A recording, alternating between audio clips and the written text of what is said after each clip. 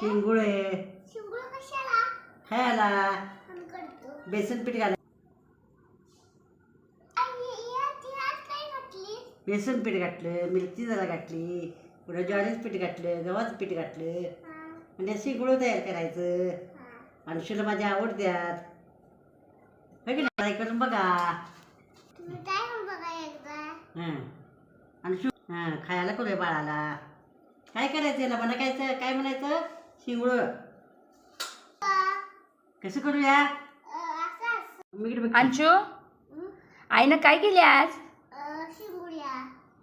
Wow, छान. आवडते? आवडते का तुला? होय. छान करूया सारखं. हा.